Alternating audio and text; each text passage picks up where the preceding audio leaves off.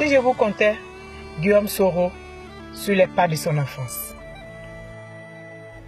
Juillet 2015.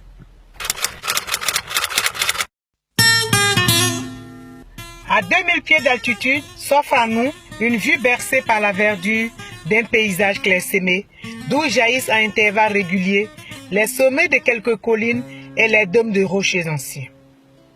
Dans l'hélico qui nous transporte de part et d'autre de la Côte d'Ivoire, du sud au nord-ouest, c'est précisément à Touba que nous atterrissons. Oui, Touba, cette ville parle au cœur de Guillaume Soro. Niélé, Katiola, Ouaninou et Mankono sont ces quelques villes qui ont bercé l'enfance de Guillaume Soro. Une brève incursion sur les traces de l'enfance du fils de feu Clément Soro et de feu Minata Sanogo éclairera nos lanternes sur les vraies origines de son amour pour la justice et l'égalité. Né en mai 1972 à Kofi-Plé, dans la sous-préfecture de Diawala, au nord de la Côte d'Ivoire, les contraintes liées à la fonction d'un père nomade pour nécessité de services feront déjà, dès l'enfance, découvrir et connaître au jeune Guillaume les richesses de la diversité culturelle de son pays. Ainsi, les cours préparatoires 1 et 2, le petit Guillaume Soro les fera à l'EPP1 de Niélé, au nord de la Côte d'Ivoire, à 714 km d'Abidjan, à la frontière du Mali.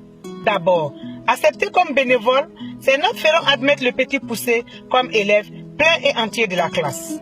1981, c'est à Katiola de l'accueillir pour la classe de CE1.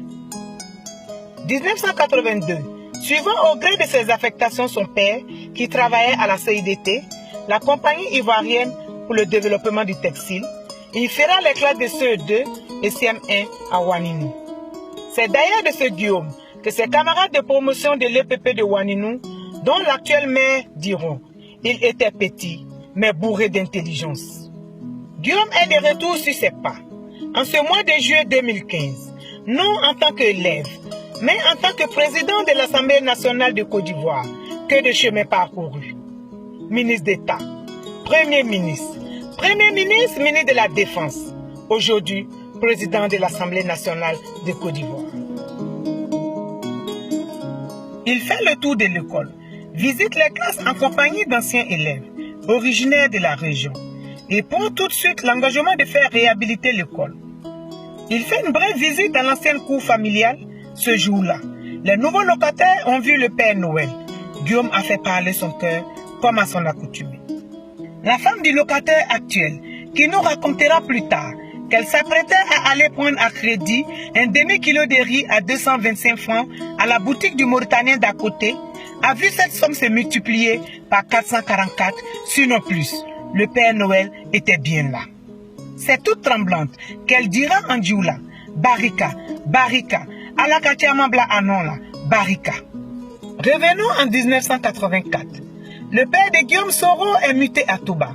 Guillaume Soro tombe malade, il perd la vue et est contraint d'abandonner la classe de CM2 au regret de son père. 1985, affecté à Mankono, cette ville le sourira. Guillaume Soro a retrouvé la vue et repris l'école. C'est à Mankono, qu'au contact du père Marcel du Sud, que naîtra la vocation de prêtrise du petit Soro, qui choisira d'aller au petit séminaire Saint-Jean de Katiola. C'est d'ailleurs en hommage à ce prêtre que son premier fils portera le nom Marcel.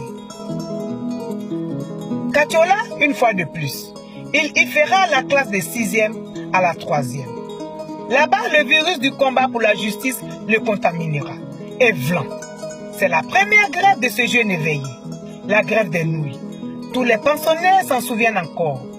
Ses camarades du petit séminaire la racontent à volonté avec une pointe d'humour. En effet, fatigués de manger les nouilles les vendredis soirs, les jeunes séminaristes se révolteront, y compris le petit Soro. Mal leur en empêche. Un bras de fer s'engage avec la direction qui dure 3 jours. En guise de représailles, ce plat leur sera servi jusqu'à ce que les petits révolutionnaires s'assagissent. Après l'obtention du BPC, le petit Soro abandonne la prêtrise et cette vie si conformiste. Il est alors orienté au lycée classique et moderne 1 de Boaké. ce sont les années chaudes de 1990. Il se révélera brillant élève malgré les turbulences. 1992, il obtient brillamment le bac. Entre les facs de droit et des lettres qui s'ouvrent à lui, il optera pour l'anglais, la langue de Shakespeare qu'il affectionne. Mais c'est la désillusion pour le jeune Soro qui croyait à l'adage que tout travailleur mérite un salaire. Il ne sera pas retenu sur la liste des boursiers, alors que d'autres moins brillants le sont. Pourquoi? Parce qu'ils ont l'intelligence d'offrir aux responsables chargés de donner des bourses de petits cadeaux. Des pétales pour cet étudiant qui le lui révèle en secret. Vous avez dit injustice ou corruption. Alors l'étudiant Soro se révolte. La FESI est là pour lui permettre de crier son ras-le-bol.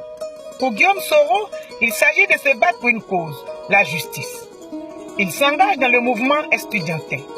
Il connaîtra les arbres de la prison à 5 reprises pour son combat. Son verbe deviendra, au nom de son idéal de justice, de démocratie et du combat contre les discriminations, l'espoir de celles qui s'affaissent au cachot du désespoir. En 1995, il sera adopté comme prisonnier d'opinion par Amnesty International. Des moments douloureux pour papa et maman. Il est élu par le quotidien ivoire l'homme de l'année pour son combat. En 1998, il quitte volontairement la direction de la FESI alors que tous lui demandaient de rempiler. Réponse du jeune Soro, paraphrasant de Gaulle, il dira « Mieux partir 1 minute trop tôt que 30 secondes trop tard ». Il partira poursuivre ses études en France grâce à ses amis français Guillaume Ouzel et Thomas Poirier, dont il sera le compagnon de chambre. Inscrit à Paris 7, Jussieu, ensuite à Paris 8, il obtiendra la maîtrise en sciences politiques. Non sans avoir milité dans les associations comme Animatac et sera président du FIEF, Forum international des étudiants francophones. Quel parcours pour ce jeune d'une famille des plus ordinaires d'Afrique. Ainsi, tout ce parcours aura permis à Guillaume Soro de connaître très tôt l'intérêt de la diversité culturelle et partant de capitaliser les ingrédients qui présagent la naissance des grands leaders.